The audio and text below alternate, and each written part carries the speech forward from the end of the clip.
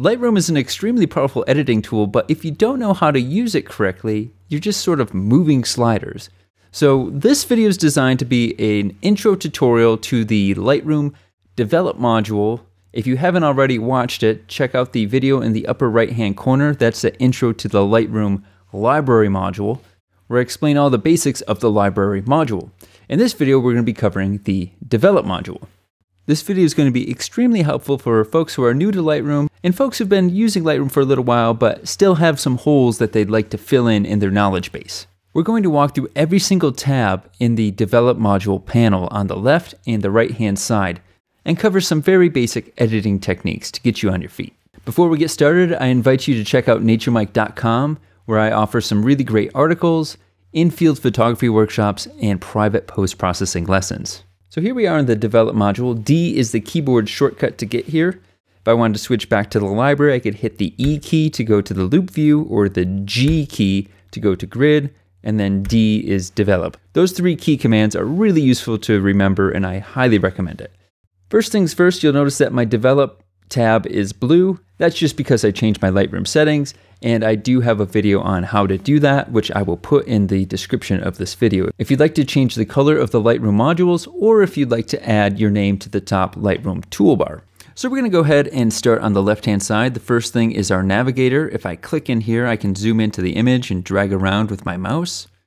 We also have a couple of zoom options. By default, it's gonna go between fit and 100%. The spacebar will toggle between the two. Or if I click on 200%, then I'm going to toggle between fit and 200%. If I'd like to change that zoom amount, I can just click and I can come down here to 800, or I could zoom all the way out to 6%. And this can be useful when you're using local adjustments, which we'll get into in another video. And so right now, I'm going to go back to fit. And you'll notice when I hit the spacebar, I go back to 6%. If I want to go back to 100%, I just click on 100, and now when I toggle, it'll toggle between fit and 100%. Simple enough, right? Next we have presets. If I scroll down here, I'll find the Adobe presets. The first presets that Adobe offers are adaptive presets, and these adapt to the actual photograph. So it uses layer masks, such as selecting the sky, selecting the subject, or the person within the photo. So if I'll just go ahead and click on this one, and I'll open it up by clicking this arrow on the left-hand side, and then I can just hover over these and I'll automatically get previews. And if I click on one, it gets applied to the image. If I want to undo that, I can go to Edit, Undo, Command Z on a Mac, Control Z on a PC. And if I want to close this out, I'll click the triangle again, and maybe I'll come down here to Seasons, and again, I can scroll through these different presets. Now, it can be tempting to use presets, but the problem with presets is they were built on a specific image, so a lot of times they're not going to look very good unless your image is very similar to the image that the preset was built off of. They can be fun to play around with, and they can be nice for beginners because if I click on this and then head over to my basic panel, you can see my sliders are already moved for me, so I can see what this preset is doing to the photo and the corresponding sliders. Now, I want to reset this preset, so I'm going to go down to the bottom right-hand corner of the screen, and I'm going to click on Reset, and that resets the photo to the way we started. And I'm going to come back up to Adaptive Sky, and I'm going to choose Blue Drama. And you notice when I click on this, I have a preset amount, and that's going to allow me to adjust the intensity of the preset. When I'm done, I'm going to go ahead and close this out, and I'll go ahead and close the entire preset tab. The next tab is Snapshots, and this is one of my favorite tabs in Lightroom. Lightroom does not save photos like a traditional program would. Every time you move a slider, that action is recorded within Lightroom, so there is no saving. But sometimes you'll want to get back to a specific point in your editing workflow, and that's where snapshots come in. So if I go ahead and click this plus sign, that's going to create a new snapshot. By default, it's the date and time. We can rename this if we want to. I'll just call this Edit 1 and hit Create. And so there it is. And these snapshots are stored in alphabetical order. So I'm going to go ahead and I'll click another preset real quick. Let's do these light leaks, something kind of funky. Okay, so we got another preset applied here. I'll close the presets tab, come back down to snapshots. I'll hit the plus sign, and this one I'll call light leak. and hit create. And there it is. It's right underneath edit 1, not because that's the order we created them, but because it's in alphabetical order. And we can always open these and close these. And if I want to go back to edit 1, I just click on it. And now I'm back at edit 1. Next we have history. So the history is everything that we do, from applying a preset to adjusting sliders. If I just move the exposure slider, you can see that gets recorded at the top. And I can just kind of move these around. And you can see that this history fills up really quickly. So that's where snapshots come into play. They allow us to save our edit at a specific time. So I'll go ahead and hit another snapshot. And this one I'll just leave set to the date and time. And you can see this time it went to the top. And now I can toggle between these. And if I come back to history, again, you can see how large our history is getting, which means snapshots are a lot easier to navigate than the history tab. Now right now I'm in solo mode, which means only one tab can be open at a time. So I'm going to control click on a Mac, right click on a PC. I'm going to go ahead and turn solo mode off. That way I can open up snapshots and history at the same time. So you can see I only have 3 snapshots here, but a lot of history. Another downside of the history is if I come back to our first edit of temperature and then start making adjustments maybe to saturation, you can see I just lost all my history that was above it. And there's no way to get that back after you go past a certain level of undo steps. And so that's where snapshots become handy. Lastly, at the bottom we have collections. I covered collections in my Lightroom library tutorial, so I'm not going to cover these in this video again. If you'd like to see that, go ahead and click on the link that was at the beginning of this video, or check the description and I'll put a link in the description as well. The right side of the screen is where all the editing takes place in the Develop module. If I want to go ahead and reset this photo to the way we brought it in, I'm going to go ahead down here and hit reset. And starting at the top, we have our histogram. The left side of this graph represents black, the right side represents white, and then the middle is the in-between grays. So here's our darker grays, these are some lighter grays here. And watch as I move the exposure slider, how that histogram moves. You can see we have this dark spot here in the rock and down in the sand, and that's this bump in the graph right here. If I take the exposure to the right, that moves over to the right-hand side. Now if I push it really far, everything becomes overexposed. And I can tell, not only by looking at the photo, but by looking at this graph and seeing that it's riding up the right-hand side. And you'll notice when I click this triangle, these red spots in the sky are telling me that there is 0 data left here. This is 100% white, no texture or detail at all. As I bring that down, that starts to go away. And if I come over to left and click the left triangle and bring my exposure down, you'll start to see blue appear. And when I get to that blue, that's saying there's absolutely 0 detail left in this spot. Now obviously this looks pretty terrible, so I'm going to go ahead and double click exposure, and that resets the slider. Heading back up to the histogram, I'm going to go ahead and turn my highlight and shadow warnings off, and looking underneath the histogram I can see my shooting data. So I've shot this at ISO 200, 16mm, f14 at 4 seconds.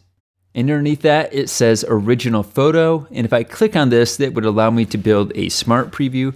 Smart previews allow you to work on photos even when the actual photo is offline, such as on an external hard drive that's not connected to your computer. I don't use smart previews because I use an external hard drive that contains both my photos and my Lightroom catalog. This way I can work in Lightroom and Photoshop while on the go. If you'd like to see how I set up my Lightroom catalog, I'll put a link in the description for my video, how to properly set up a Lightroom catalog. And that walks through the entire process of how I set up my Lightroom catalogs. So I'm just gonna go ahead and hit cancel here. And one last thing about the histogram, if you look where our shooting data is, once I start hovering over the image, I start to see letters and numbers. The letters stand for red, green, and blue. And then the numbers stand for the luminance of that channel. So monitors use red, green, and blue channels, and this is the brightness of those channels. If I come to this bright area, you can see the numbers get higher. If I come down to this dark spot, you can see the numbers get quite low. Underneath the histogram, we have our local adjustments and crop tool. Right now, this panel is set to editing mode, which is the sliders. But if I come over to the next icon, that's our crop tool. I can click outside of the box to rotate the crop. I can drag in and out from any corner to move this around. If I hold Shift and hold a corner, That will keep the proportion of the crop. And the X key will rotate between vertical and horizontal crops. If I want to back out of this crop, I can hit the escape key. Heading back to the crop tool resets to the original crop, and I have a few options down below. I can tell Lightroom if I want to lock the aspect ratio, and I can lock it to the original, or I can come up with a custom. If I wanted to set this as a 4:5 or 8:10, I could click here, and you can see the edges have cropped in. And now when I grab the edge of the crop, it stays in a 4:5 aspect ratio. And you can see the lock has been locked. If I click on that, I can now move it any way I'd like. And to reset this, I'll just go down to reset. And this time I'm gonna grab the angle tool. This is a really useful tool if you have a horizon that's not quite straight. You can click on the tool, and then I'll just click on the horizon and drag a line across to the other side of the photo, and then let go. And you can see Lightroom automatically straightened my image and brought the crop in so I don't have any empty spaces on the edges. When I'm ready to commit this, I can hit return, and now I have a straight photo. Going back to the crop tool, I have the aspect tool. And once I have the tool selected, I can just draw in the image where I want to crop and hit return, and there's my crop. I'm going to undo that and come back here one more time. You notice by aspect it says original. I can also lock this to a 5:7 or any other aspect ratio for that matter. Let's do 16:9. Grab the tool, and now you can see my tool is locked to a 16:9 aspect ratio. Okay, so now I'm going to reset this, and I'll go back to my ruler to level the horizon, hit return. And we're ready to move on to our next tool, which is the healing brush. Now when I click on this, a little box opens up, and I've got 3 different modes. I've got this eraser, which is content aware remove, the healing brush, and the clone stamp. Most of the time when you're trying to remove something from a photo, you're going to use this content aware remove. It does the best job. And at this point, there's probably not too many reasons to go to the healing brush or clone stamp unless you're having issues with the content aware remove tool. Underneath our mode, we have the size. That's the size of our brush. So I can decrease the brush or increase the brush size. Then we have our opacity. That's how strong the effect is. Typically, you want to leave this set to 100%. And so we can go ahead and zoom into our photo and see if we can find any dust spots up in the sky. And the zoom shortcuts are Command plus and minus or Control plus and minus on a PC. And so there's a little bit of a spot right here. I'm going to go ahead and click on it. And you can see I get this little icon that shows up that's telling me that the content aware remove has been applied to this part of the image. And I can even move this if I wanted to. Say I missed my spot a little bit, I can move it over here. So you gotta be careful when you're clicking and dragging in a photo. For example, if I wanted to brush right next to this, if I get too close, I just start moving the spot around. So you gotta come in as close as possible, and then once you see this icon show up, or the hand, you've gotten too close and you gotta back off a little bit until you see your brush appear, and then I can start to brush next to it, and even over top of it if I want to. And there will be times if you have a lot of dust spots, or just some twigs or something that you're trying to remove where you might have to do something similar to what I just did. Looking across, I don't see too many dust spots here. Another one right here, which might be hard to see on the video. And if you are having trouble seeing spots, even on your own monitor, Lightroom has this handy dandy little tool down here called Visualize Spots. And if I click on this, my photo starts to look really strange. But what this does is it helps find areas where there might be a dust spot, like right here. If I go ahead and zoom into that area and turn Visualize off, I can see there's a dust spot that might have been easy to miss if I didn't turn on Visualize Spots. You can adjust the intensity of this visualizer by dragging the slider left and right. I usually like it kind of intense, that way I can find those spots. Might be something else right here. I'll just kind of look around. The rest, it looks like clouds.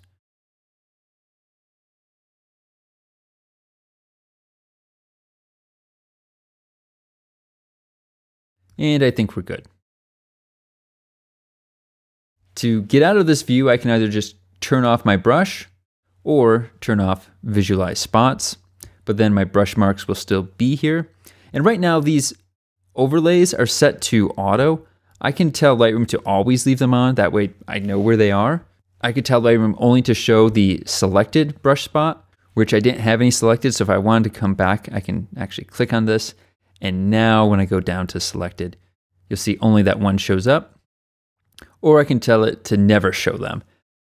Typically, I'm going to leave this to auto unless you have a good reason to turn it off otherwise. Auto will show them when you're hovering over the image, and they'll go away once you hover off of the image. The next tool is the red eye tool. I obviously don't have any red eyes in this image, but if you did have an image with red eyes, you could click here, click and drag, and that will help remove it. And right now Lightroom's telling me it can't find a red eye, and that's because this photo doesn't have any red eyes to find. And so we'll hit OK. And lastly, we have our masking options. And I'm not going to cover masking right now because I'm going to create a completely different video all about masking and local adjustments. So stay tuned for that. Moving along, we have our basic panel. Now this is where we start to manipulate the image and make it our own artwork. At the very top, we have a couple of options: auto, black and white, and HDR. If I click auto, Lightroom's going to automatically move the sliders for us in a way that it thinks might be pleasing. And this may or may not look good. It doesn't hurt to try it, but typically you're still going to want to make some minor adjustments even if you hit the auto button. If I want to reset this, I'll come back down and hit reset. But you notice when I did that, I lost my crop. So I'm going to undo that, Command Z, and I can hit Command Z once more, and that'll take away the effect. Or I could have gone down to my history and backed up here. But Command Z on a Mac, Control Z on a PC is a highly valuable key command. It works across the entire operating system, so I highly recommend remembering that one. Next, we have black and white. So if I want to quickly convert this to a black and white image, I could just click black and white, and my image turns black and white. If I want to go back to color, just click on black and white again, and it goes back to color. Next, we have the HDR button, and HDR stands for High Dynamic Range, and this button might not do what you think it does. This button is not designed to create HDR images, but rather to display HDR images on high dynamic range monitors. So you can see when I click that, this image got brighter. And as I move the exposure slider over, you can see that this part of the sky is completely blown out. And if I look at the histogram, it makes sense because the HDR histogram goes much further than the SDR, which is what my monitor is displaying. If I had an HDR monitor, I would still have detail here, but I don't. So in this case, I'm going to turn HDR off, and I'm going to double click exposure to reset. Moving along, we have our profile. By default, this is going to be set to Adobe Color. If I click on this, I can choose between a variety of profiles. Now, a profile doesn't technically edit the photo. It tells Lightroom how to render the colors and tones within the photo. Now, this will affect the way it looks on screen and the way it looks on print. So you could think of it in a sense as a way of editing the photo. It's a good way to pick a starting point. And so we can come through here and navigate through these, but it's even easier to go to these little 4 squares. If I click those, that opens up the profile browser, and I can just hover over these and see what's happening to the image. Adobe has 7 different profiles to choose from, and then if I scroll down, I'll get to my camera matching profiles. Now, these aren't technically camera matching, even though that's what Adobe calls them. Camera manufacturers closely guard their profile information. So Adobe reverse engineers and does their best to try and match the camera. And then if we scroll down, we have some black and white profiles as well, some artistic ones, and a few others. Most of the time you're going to want to stay in Adobe RAW, camera matching, or black and white. I think this Adobe landscape one's looking pretty good, so I'm going to go ahead and click on it, and it's now applied. To get out of this view, it can be kind of confusing. I can't go back without clicking the close button. So make sure you hit that close button, and then we're back into the basic panel. Underneath profile, we have our white balance settings. You can see right now it's set to as shot. I could change this to auto or daylight, flash, or any number of these. I'm going to go back to as shot, and on the left-hand side we have this color picker. If I click on this, I can move to the image and I can find a neutral part of the image and set the white balance based on something that's supposed to be either white or gray. We don't really have a lot of neutral area, maybe right here, this cloud. So click there, and that neutralizes that cloud. So the cloud is white, and the rest of the image sort of transforms around that choice. I actually kind of like this sort of cooler effect here, so I'm going to go ahead and let this be. I'll come back to the basic panel where I have access to my temperature and tint sliders. Now I'm going to create a snapshot just so I can get back to this point. I'll call this blue WB for white balance. And there it is. And just to show you how this works, if I double click temperature, you can see what happened to the image through using the picker. So again, I'll come back to blue white balance. And when I click on this, watch what happens over here. You can see that changed to 6,200. And so it's just, so this tool simply just moved this slider for me. And it's always a good idea to kind of get in here and kind of toy around and push the scene harder than you think you would. And then that way you can find this sort of sweet spot between the two. Somewhere around there is looking pretty good. Tint is similar to white balance, except it adjusts the balance between magenta and green. So if you ever have a green cast in your photo, you would fix it in the tint slider simply by moving this to the right. I liked where this was, so I'm going to double click tint and reset it. Moving down, we have our tonal adjustments. This is where you can do a lot of work really quickly. First, we have our exposure, which you've seen me use. That simply brightens the photo or darkens the photo, depending on which way you go. The right's going to brighten, left will darken. In this case, I think I'm going to leave it alone for now. Moving down, we have contrast. That'll add contrast to the photo or take it away. And again, I'm going to leave this where it was, so I'm going to double click contrast. I don't use this slider often because I can add and control my contrast a little bit better using these 4 sliders below: the highlights, shadows, whites, and blacks. Now, while every photo is different in tonality and color, there is no magic formula to edit a photo, unfortunately. You have to visualize it and work with it, and the more you edit, the better you're going to get at visualizing what you want. But to start off, you're just going to start moving sliders. And a good little trick you can try is moving the highlights down, the shadows up, and that sort of flattens the image. It kind of takes away the contrast. And we want to bring contrast back now. So I'm going to bring my whites up and the blacks down.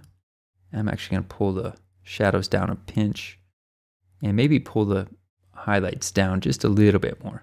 And now we are starting to get a little bit of overexposure in the sky. So maybe I'll bring the exposure down a little bit as well. And those shadows back up now, and maybe pull the blacks up. And just bring that exposure up just a pinch more. I'm just watching my histogram just to see what I can get away with here. Now this is a perfect example of when I would want to use a local adjustment or a mask, but again, I'm not going to cover that in this chapter. Moving down, we have texture, and texture does kind of what you think it might do. It adds texture to the scene. Now, you have to be really careful with this. You can see that texture can be really sort of chunky and make the image look sort of digitized. And so I don't use this often. There might be times where maybe in the sand down here it looks good, but up here it's just a little too much. So I'm going to go ahead and double click texture and reset that. If you do use this, I recommend very small doses, probably around 10 or less, depending on the image. Some images you might be able to get away with a little bit more. But again, for now, I'm going to reset that. Next, we have clarity. And clarity is like a finer version of texture. And that's why I like clarity better. It seems to do a better job of emphasizing the texture without looking digitized or pixelated or anything like that, without creating artifacts in the scene. And so again, a lot of times 10 or 20 is good. In this case, I might bring this down just a little bit more. Next, we have dehaze.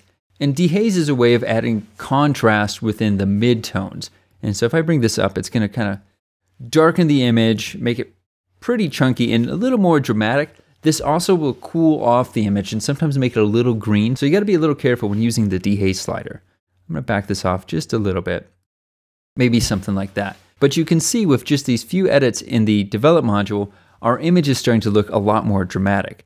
This is where we started, and this is where we are now.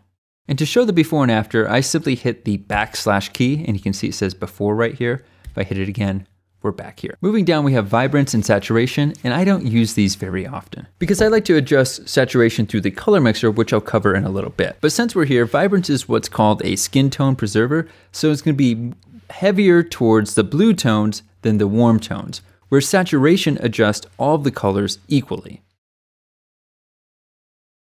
And on a side note, don't do this. Just because saturation goes to 100 does not mean that you should take it there. I shouldn't be seeing purple in rocks that had no purple in them originally.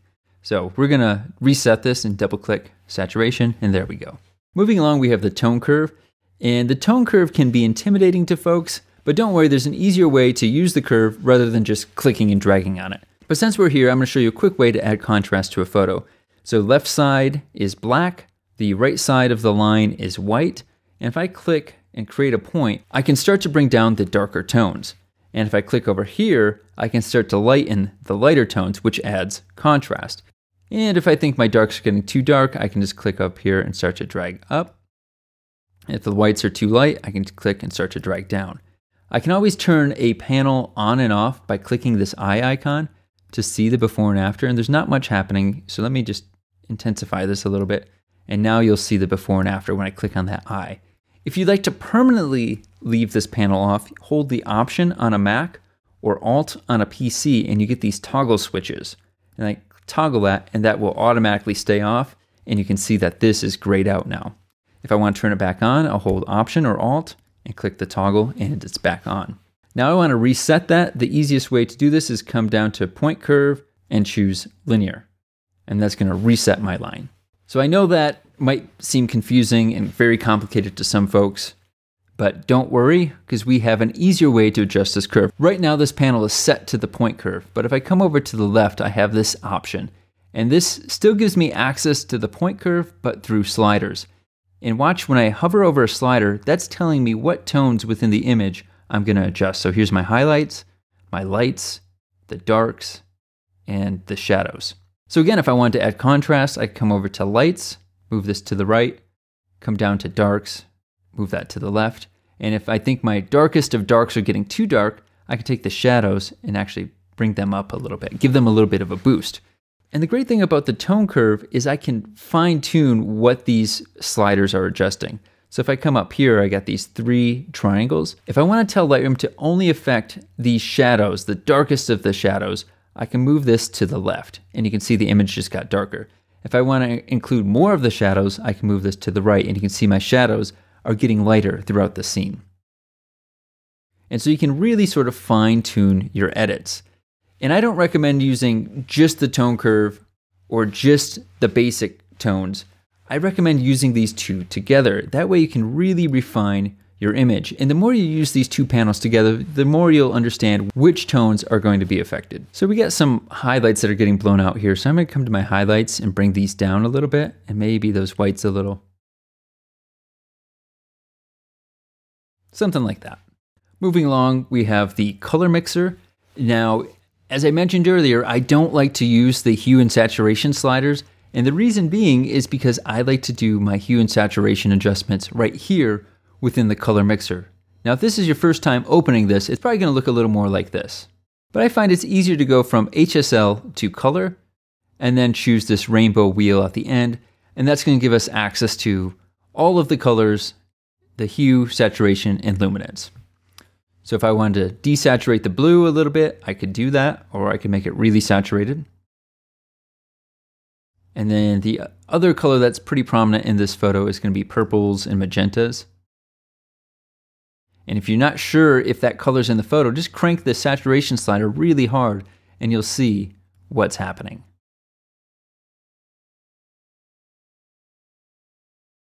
In this case, maybe I'll bring the blue saturation up a little bit and then maybe adjust the hue towards the purple. And you'll notice that the hue sliders have two colors on the slider. In this case, we have blue selected, so the right represents purple and the left represents aqua. If I were to go to yellow, the right would be green, the left would be orange. And the last slider is luminance. That will adjust the brightness or the darkness of a particular hue. You got to be really careful with this one. It will create artifacts pretty quickly. You can see I got some halos here, and colors will often get quite blotchy. So I'm going to double click that to reset. Now you can see my panel's getting pretty big here with all these different tabs open. So I like to set this to solo mode. So I'm going to control click on any tab and choose solo mode. That will allow only one tab to be open at a time. But before we move on, I'm going to head back to Color Mixer, and right next to Mixer, I have the option for Point Color. If I click here, I get a color picker. So I'm going to click here, and I'm just going to select this orange color up towards the top of the waterfall. And you'll notice my swatch has loaded, and I can adjust the hue, saturation, and luminance of this orange. So if I drag the saturation slider to the right, you can see it's starting to get pretty intense, and it's looking a little yellow, and I kind of want to push this a little bit towards the red. So I'm going to go to my hue shift slider and drag this towards the left, and that's pushing it a little bit toward the red. And now this is pretty intense, so I'm going to go ahead and back this off a little bit by bringing the saturation back down, maybe somewhere around there. And now I'm going to grab the color picker once more, and I'm going to select this purple color down in the bottom. Now this time, instead of using these sliders, I'm going to click within the interface itself, and I'm going to drag the circle towards the magenta, maybe somewhere around here. I could also go towards the turquoise if I wanted to, but in this case, I'm going to push it towards magenta. And I'll do one more. I'll select these turquoise tones right here, and again, bring up the saturation. Now the great thing about the point color is it allows you to adjust a range. So I have my turquoise color selected. If I push this to the right, it's going to affect more. And if I push it to the left, it's going to affect less of that turquoise. Now it's hard to see what's happening in this image right now. So what I'm going to do is turn on Visualize Range. And now when I adjust this range slider, you're going to see that the turquoise starts to expand as I drag it to the right. And as I drag it to the left, it selects less. In this case, I'm going to push it towards the right. And if I come to my magenta slider, you can see here's my range. If I push it to the right, I select more.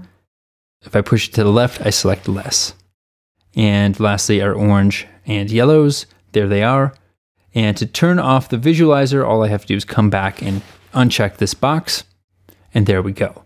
Now, let's say I want to desaturate some of these trees. So I'm going to go ahead and select this picker once more. And I'm going to select the green in the trees, and then I'm going to bring the saturation down.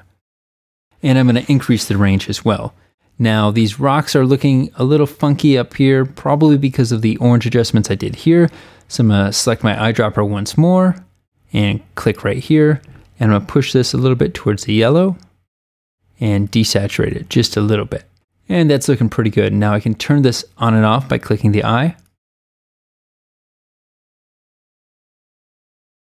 And I'm going to come back to my orange and just desaturate that just a little bit more, and maybe those purples too. They're getting a little intense. Now you might be saying, well, why not just use the sliders in the mixer anyway? Well, there's two reasons. One, this is a little more visual, and then two, these tones are not targeted. When I go to aqua, you can see what's happening right here in this band, but if you remember, I selected down here. So if I'm going to come back to my point color, choose that aqua, you can see I'm affecting a different set of colors than I was with the mixer. So that's the reason why you might want to use the point color over the mixer in certain situations. So our next one is color grading. Color grading can be a little intimidating to folks and seem a little confusing, and it's not a panel that you're going to use on every photo. It can be nice for photos that are taken around sunset or sunrise if you want to add a bit of a color cast. So we have our shadows, midtones, and highlights. And if I wanted to tint the highlights, I could come to the highlight circle and start to drag. And you'll notice as I move this, I'm tinting the photo, but only the highlights. So if I wanted to bring warmth to the highlights, I could come here. And maybe like a warm purple would be nice. If I want to turn it on and off, I can click this eye. And if I want to tint the shadows, I can come down here, maybe towards the blues. And that creates a nice sort of warm, cool color scheme. And if I'd like to see this on and off, I can click the eye icon. And if I think that the purple's getting too much, I can come back to the highlights and drag this circle back towards the center. And that's a little more subtle. We can also adjust the lightness of the highlights, midtones, and shadows. If I want to darken the shadows, I would grab the slider and go to the left. If I want to bring up the midtones, I could go to the slider, bring it to the right. And here's my highlights right here. I think I'm going to leave these alone. Lastly, at the bottom, we have two sliders. We have our blending. The blending is how intense the effect is on the image. So if I come down to the left, it's less intense. If I come to the right, it's more intense. And the balance is the balance between shadows and highlights. So if I go to the right, it's gonna be balanced more towards the highlights. If I go to the left, it's gonna be balanced more towards the shadows. And I think I kind of liked it towards the highlights, so maybe somewhere around here. If your color grading window doesn't look like this, you can also adjust midtones, shadows, and highlights individually like this, or you can open the global adjustment and tint the entire image. And I'm going to undo this by hitting Command Z a couple of times. And I'll go back to our default view. Next we have our Detail tab, and by default, Lightroom's going to apply a little bit of sharpening for us. And whenever you're looking at sharpening, you want to view the image at 100%. On most images, the default sharpening is going to be pretty good. You always want a little sharpening to a raw file because when they come in very soft. And so that's why Lightroom's automatically applying a little bit for us. So these default settings are pretty good in most cases. If you have an extremely soft photo where you miss the focus or it's just a little bit of motion blur, you could try and increase the sharpening a little bit. And another great feature of Lightroom is it allows us to mask this sharpening. So if I hold Option on a Mac, Alt on a PC, and come down to the masking slider, you can see the image turns white. And as I drag the slider to the right, what's white is being sharpened and what's black is not being sharpened. So if I just want to sharpen my subject and not the sky, this is a really good way to do it. Moving down, we have noise reduction, and the denoise is an AI-generated denoise option. It will create another version of this photo. It does take a little bit of time to do, and unless you have an extreme denoise problem, I don't know if it's worth it. I haven't seen a big enough difference between the AI denoise and the traditional manual noise reduction to make it worth my time and storage space on the hard drive. So in most cases, I'll use manual noise reduction, and I'm only going to use this if I really need it. On a photo like this, I don't need to do noise reduction. If it were a nighttime photo or a high ISO wildlife photo, then I would probably want to add a little bit of luminance noise reduction. The amount of detail and contrast would vary depending on the image that I'm working on. A lot of times these default settings are good enough, but it doesn't hurt to kind of move them around. One thing you got to be careful with noise reduction is if you go too far, it's going to over smooth everything in the photo. It's going to look like a cartoon, and I'll take it to the extreme. I'll take it to 100. You can see there's absolutely zero texture. It got rid of the noise, but it also got rid of all of the texture in the photograph. And so in this case, we're going to leave luminance to 0. I'm also going to leave color at the default 25. Again, if you have a high ISO shot, this color noise reduction can help get rid of blotches. A lot of times you'll see blotches of magenta, sometimes green or yellow within photos, especially in nighttime photos. But in this case, I'm going to let this be at the default, and I'm going to close the Detail tab. And we'll come down to lens corrections, and you can see this photo already has some lens corrections applied. So I'll go ahead and turn those off, and I'll check Remove Chromatic Aberration. And I'm going to zoom in really close here to 400%, and I'm going to come to the edge, and I'm going to uncheck Chromatic Aberration. So you can see, hopefully you can see in the video, there's a little bit of a green band here. Sometimes it's magenta or teal, turquoise, and that's called chromatic aberration. It's an artifact that's caused from the lens. And by checking Remove Chromatic Aberration, the artifacts will be removed from 99% of the photos. If this does not work, we can come over to Manual, and then we can manually adjust based on the color fringe that we're seeing. So if we have a magenta hue, we can bring the amount up and adjust that. In this case, we don't, so I'm going to bring it down. If it were green, I could come here, bring in the amount, and that will get rid of it. Heading back over to Profile, we have Enable Profile Corrections. If I check that, I'm actually going to zoom out here and hit this. You'll see that the image sort of transforms when I hit this. So what's happening is Lightroom is adjusting for the distortions within the lens. And if I look below, Lightroom already knows that I shot this on a Canon EF1635, and the profile is set to Adobe's EF1635. If this is wrong for some reason, or your lens just doesn't show up, you can go to where it says Make, choose the maker of your lens, then go to Model. Let's say this was shot with a 24-70, and then you can go to Profile, and sometimes there'll be different versions of the lens available to choose from right here. In this case, there isn't, so I'm just going to let that be. And since this was shot with a 1635, I'm going to head back to 1635. Underneath lens profile, we have the amount, and that will adjust the amount of distortion that the profile is fixing. I'm going to double click that to reset it. And then we have vignetting. And so by default, this is the way our photo came into Lightroom, and then Lightroom got rid of the natural vignette of the lens. A lot of times I like that natural vignette, and so I'll actually come to the vignette slider and bring it back. Sometimes halfway, sometimes all the way. Because you can see that this is bringing us into the rocks that are in the center of the photo. Our eye is naturally attracted to light areas, and so by darkening the edges, we bring our viewer into the frame.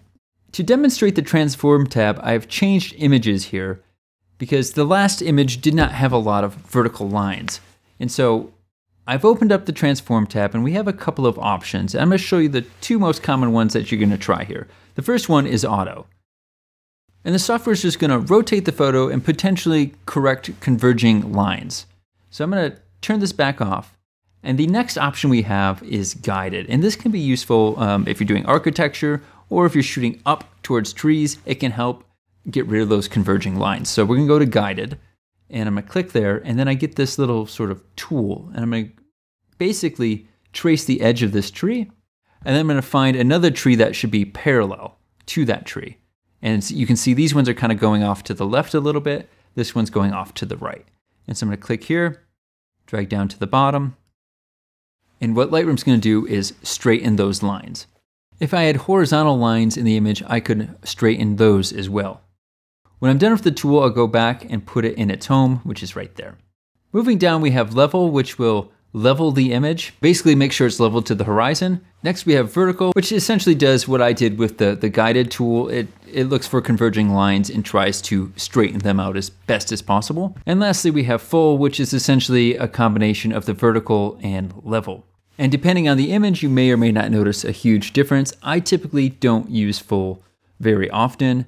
Most of the time, I'm just going to use Auto and Guided. So in this case, I'll head back to Auto. And at the bottom, we have some manual transform options, which you're probably rarely going to use unless you're doing architecture work. The vertical option will transform the photo on a vertical axis. Horizontal will transform it on a horizontal axis. And of course, we can rotate. We can adjust the aspect. We can either condense it or expand it. We can adjust the scale, essentially zooming in or zooming out. Or you can adjust the offset, which you'll probably never do.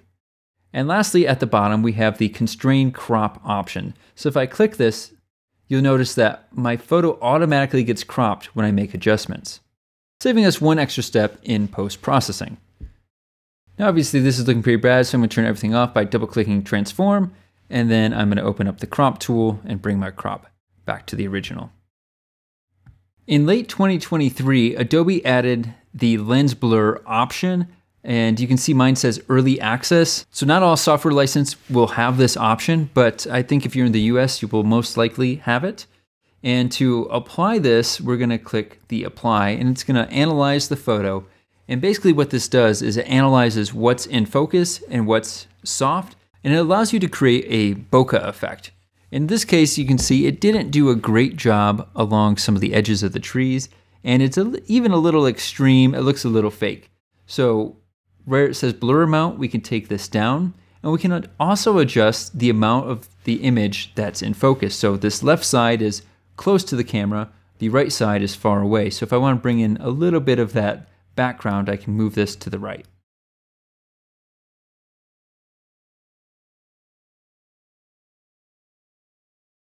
And we can turn this on and off.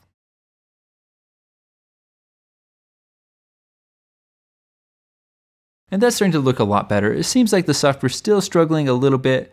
It's not perfect and isn't going to work on every image, but some images it will be flawless. So it doesn't hurt to try this if you need to add a little bit of extra blur to your photos. Moving along, we're back in New Zealand, and I'm going to open up the Effects tab. There's two options in the Effects tab. There's Post-Crop Vignetting, and then there's Gain. So the Post-Crop Vignette will darken the edges if I go to the left, or lighten the edges if I go to the right. In most cases, I'm going to take this to the left. Again, our eye's attracted to light areas, and so I want to draw our viewer in. And typically I'm going to push this pretty hard so I can actually see what the vignette looks like. And then I'm going to come down to the sliders below and adjust those. A lot of times I'm going to bring this midpoint inward. The roundness, depending on the image, I might go up so it's up a little more round, or I might come out so it's a little more square. In this case, I think maybe something like here's good. And then I'm going to feather this so it's very subtle. And then lastly, we have highlights. So if there's highlights in the sky, this slider will help preserve those a little bit. If you look in the upper left-hand corner, you'll see what the highlight slider is doing. And then once we get our settings set, it's time to bring the vignette back down. And in this case, I probably don't want to add much.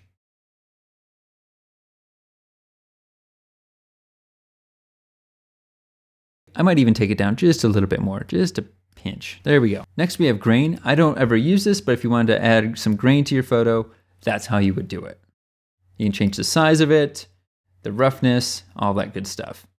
But I think it looks pretty bad, so I don't use it. And last but not least, we have calibration. The calibration slider, you probably won't use this often, but if you need to adjust the color of an image, if there's a slight cast and you want to fix it and you weren't able to fix it with any of the options above, you can use the calibration slider to do so. This can also be a nice way to add sort of special effects, like just color tones to an image. So at the top we have our tint slider that will add some green or some magenta cast to the image. Then we have our red, green, and blue channels. Now, I wouldn't pay too much attention to what the sliders actually say, just more feel around within them to see what they actually do. And the more you play with these, the more intuitive they will become. And so here's our green hue. Go to the left, it's making it more purple. To the right, it's kind of neutralizing it. And then a blue, if we go to the left, it's making it more turquoise. If we go to the right, it's making it more purple. I'm going to double click that, reset it. We can also adjust the hue and saturation of each channel as well. And I can turn this on and off. I think the purple is getting a little intense, so I'll bring that back down on the red channel. And that's looking pretty good. And so I'll go ahead and close that out. Okay, so we've come a long ways. If I hit the backslash key, you can see this is where we started, and this is where we are now. It's a completely different photo.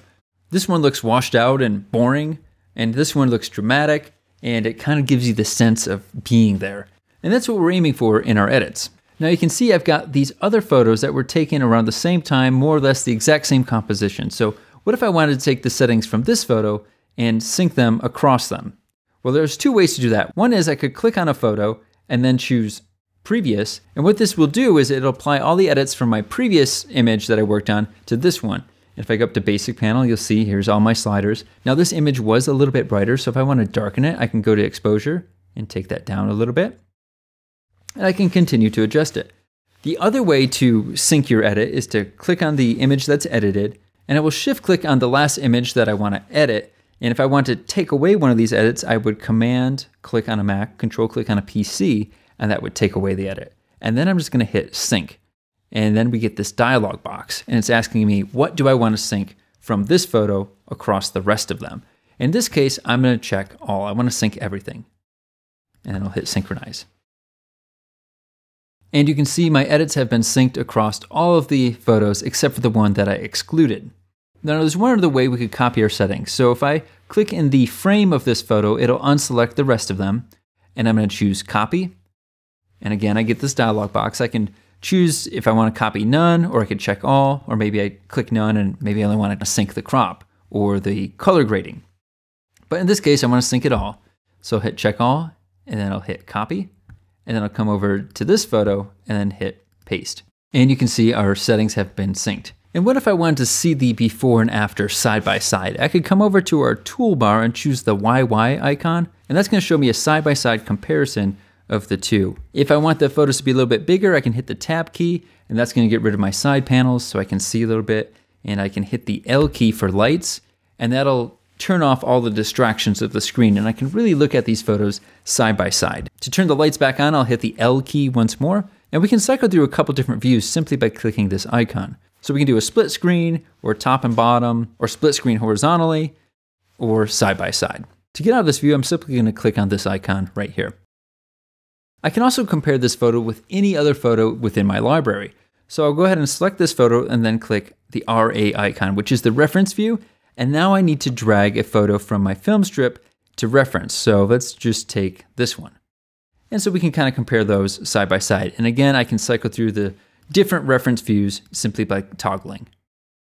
To get back, click on this icon right here. Now I'm not going to cover all the options in the toolbar because I already covered most of them in the Lightroom library tutorial, which is linked at the beginning of this video. There is one new option in the Develop module though, and that is soft proofing. And I'm not going to cover that in this video because the subject is fairly in-depth and it requires a video of its own. And that's the Develop module in a nutshell. I know we covered a lot here, so feel free to go back and watch this over as much as you need. The next step here would be to export the photo. I already have a tutorial that walks you through that process, and I'll leave a link to that video in the description of this one. If you enjoyed this tutorial and would like to see more, don't forget to like and subscribe and turn on notifications by hitting the little bell icon below this video. And lastly, don't forget to head over to naturemike.com for some great articles, in-field workshops, and private post-processing lessons. I'll see you in the next video.